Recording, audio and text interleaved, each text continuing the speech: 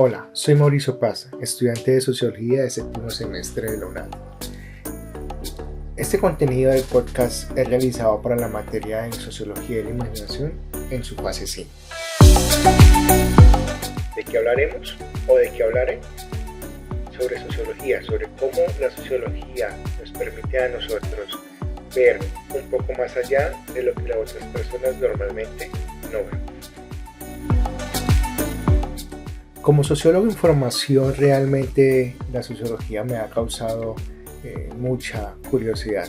Desde que la elegí como carrera, pensaba en que la sociología era simplemente el estudiar la sociedad. Pero andando, caminando y pisando cada semestre me he dado cuenta que va mucho más allá. Que no es solamente el estudiar la sociedad, sino que simplemente es ver un poquito más allá, como decían las abuelitas, de las narices de uno.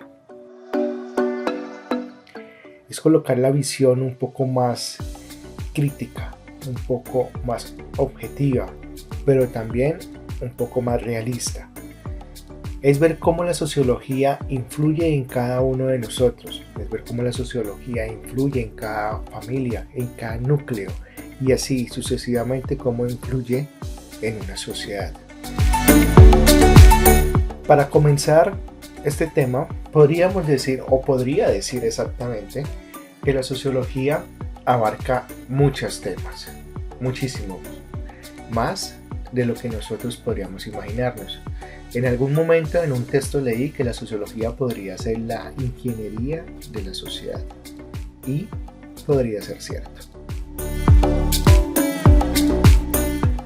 Pero seguí avanzando, cada semestre me enseñaba un poco más de lo que podría ser la sociología, de cómo mirarla, de cómo estos actores y esta gente de hace muchos años tenían una mirada mucho más crítica, cómo Marx le apostaba a su socialismo y cómo muchos pensadores podrían relatar y mirar a profundidad, no solamente como individuos sino como sociedades, porque es claro también que la sociología no solamente abarca la sociedad en general. Podría apostar, y soy partícipe, de que la sociología también tiene mucho de antropología y mucho de psicología. ¿Por qué? Porque la sociología somos todos. Todos realmente somos sociología. Cada uno, cada individuo, cada bípedo, cada persona que habita este mundo hace parte de una sociedad, quiéralo o no. Y eso, 1 más 1 más 1 más 1, no son solamente 4, sino ya es una comunidad. Y esa comunidad tiene algo muy particular porque todos los 4 pueden ser diferentes. Y la diferencia está en su psiquis, en su psicología, en su forma de ver la vida, en su forma de pensar, en qué lo llevó exactamente a ser como es ahora, o exactamente en qué se ha convertido gracias a esas 4 personas que conforman su sociedad.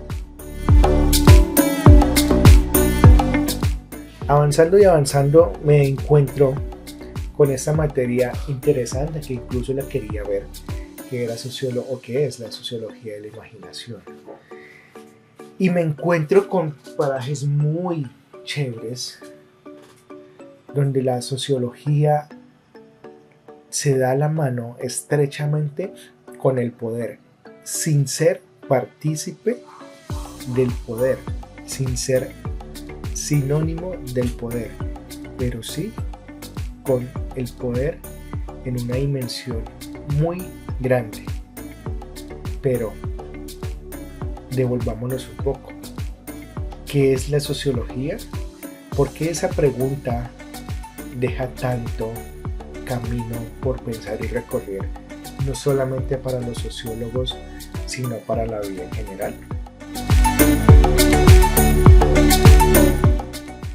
Cualquier persona podría responder fácilmente qué es la contaduría, qué es la administración de empresas, qué es la medicina, qué es la música, qué es la fotografía, qué es cualquier otra carrera.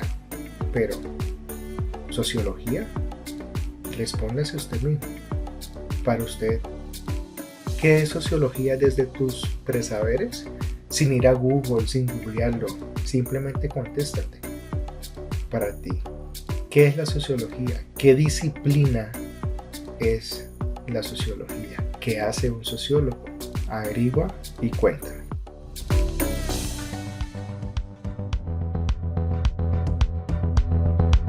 Desde este texto, El oficio de la imaginación sociológica de Guadalupe Valencia García, que realmente es muy interesante y podría decir a manera personal que es uno de los textos más interesantes que me he encontrado en estos 7 semestres. ¿Y por qué? Porque me puso a pensar, me puso a confrontarme sobre la sociología en mí, en qué me ha aportado, en qué soy y en qué seré como sociólogo. Pero realmente es que vienen connotaciones o vienen cosas amarradas en mi pensamiento desde antes de dedicarme a la carrera. ¿Por qué? No sé. Puede que la sociología me haya interesado mucho antes de lo que yo pensaba, pero ¿por qué no decidí hacerla antes? Vamos a ver. Hay un libro escrito por unos sociólogos, Bourdieu y Passerot, que nos propone algo que puede sonar a sentido común, pero que fue importante en su momento y que ahora sigue siendo importante, al menos para mí. La idea principal era que el conocimiento no consiste en descubrir una realidad que está allí y se nos muestra de manera nítida, sino de ser construida. ¿Y por qué construida? Pues ahí entra el sociólogo, ahí entra esa persona que dedicó semestres y años a estudiar la sociología, a pensar y actuar, a ver, a observar realmente lo que nosotros somos como personas dentro de un círculo social, dentro de esta sociedad, dentro de este mundo que realmente a veces compite por sí solo. La sociedad es cambiante, evoluciona. A veces evoluciona muy rápido, a veces evoluciona lento, no se queda quieta, es constante, a veces va lenta, a veces va muy rápido, como ya lo mencioné. Pero es que la sociología en sí es estudiar cambios, es estudiar tanto lo rural como lo urbano, lo nacional, mirar lo transnacional, mirar lo que hay más allá, porque esto es constante. Incluso durante la carrera me he encontrado con materias que uno diría que tiene que ver, pero lo hay. Y sí, somos cambiantes, todo el tiempo estamos cambiando. Ahora más con la llegada de la tecnología, de este mundo imaginario, de este mundo que realmente no vemos, pero tocamos y sentimos todos los días. ¿Y qué vemos y qué analizamos nosotros los sociólogos? Cambios, manifestaciones, comportamientos de las personas, comportamiento de comunidades en la ciudad, en la urbe, en las montañas, el campesinado no solo colombiano, sino el campesinado global. ¿Por qué los cambios de mentalidad? ¿Por qué los cambios de cultura? ¿Por qué los cambios de costumbre? Y eso es lo que realmente, bajo unas bases teóricas, nosotros tenemos a analizar y ver los comportamientos y las actitudes de que influyen sobre las personas realmente. Entonces todo esto lo hace el sociólogo. Mira las teorías, los conceptos, la realidad en la que estamos, una realidad social, en un objeto sociológico, lo cual el sociólogo le puede llamar a esto mirada sociológica o perspectiva sociológica.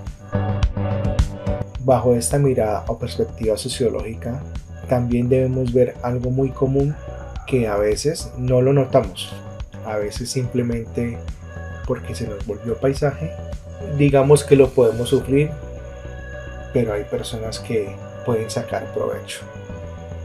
Y como le dije anteriormente, que la sociología estaba muy cerca del poder, pero ¿a qué tipo de poder está cerca la sociología?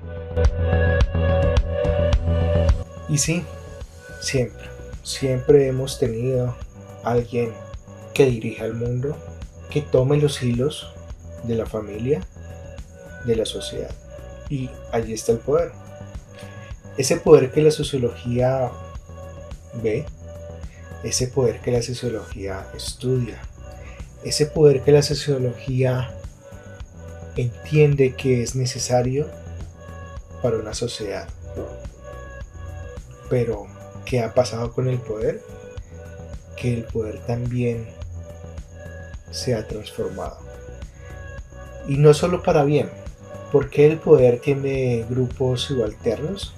¿Por qué el poder tiene la necesidad de manejar ciertas cosas? ¿Por qué el poder, más allá de ser el poder, domina las masas, domina la sociedad? Y si nos ponemos a pensar, durante toda la historia de la humanidad, el poder ha hecho cosas significantes. Reduce ciertos grupos sociales como las negritudes, el campesinado, los grupos indígenas. También ha sacado cosas muy altas, cosas significativas. Pequeños grupos que construyen ciudades, que construyen civilizaciones. Es una reconstrucción de los fenómenos en tanto a construcciones sociales. Pero, ¿qué hay más allá de eso? Pues el mismo poder ha creado las clases sociales. El mismo poder ha creado y ha separado grupos sociales. Pero lo más importante sociológicamente hablando es cómo llegó a ser como es y bajo qué condiciones de posibilidad es lo que es. ¿Qué es lo que hemos permitido que el poder sea poder? Y la reconstrucción de los fenómenos a construcciones sociales exige a sí mismo aplicar principios sociológicos, como lo decía Marx con sus clases sociales. Tampoco estoy de acuerdo en que todo sea igual, en el sentido en que de pronto hay personas que hacen más méritos para estar donde están y hay personas que hacen menos méritos para estar donde están. Y no es que esté a favor de las clases sociales, pero sí estoy a favor de los méritos. Pero asimismo la determinación recíproca de los grupos, de actores, de sujetos, de clases, de sociedades, sociedades grandes, sociedades pequeñas, actores, sujetos, sociedades y naciones que antagonizan, negocian, hegemonizan, someten y resisten.